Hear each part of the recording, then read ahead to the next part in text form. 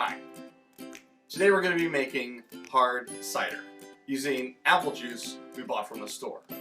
The kind we're going to use today is the unfiltered apple juice. It's the organic pasteurized apple juice from Trader Joe's.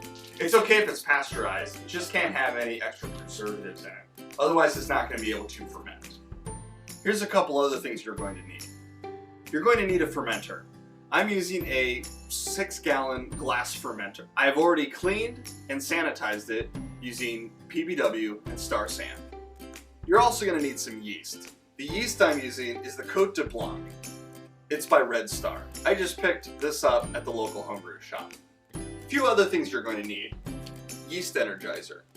You're also going to need some yeast nutrient. I'm using this stuff by Yeast. It's worked well in all my beers before. You're also going to need some Star Sand. I put some in a spray bottle, so I can just spray it on whatever I need to sanitize. It's a lot less mess, and it's really easy to do. I also recommend a funnel if you're going to be putting it into a carboy with a small neck. It's just going to be easier for pouring the juice in. I'm also going to be using a double mesh strainer in order to aerate the beer as I pour it into the fermenter. Having lots of oxygen is important for the yeast.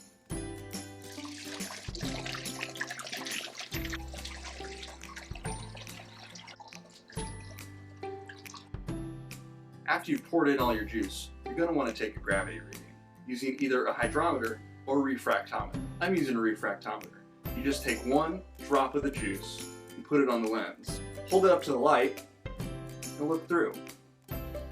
14 bricks. That means the original gravity is around 1056. Now we're going to add our yeast. You can just sprinkle it on top.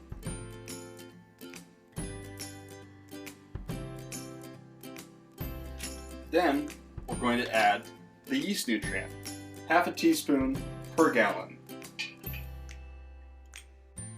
Let's speed this up.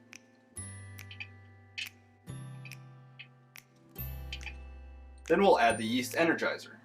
Look at this, my juice. 2. Insert your airlock and put it in a cool, dark place for 2 weeks. After 2 weeks, I'll take another gravity reading. I'll take that number and the one I just took, put them into an equation with an app on my smartphone to give me my alcohol by volume. At that time, you can either bottle or keg your cider.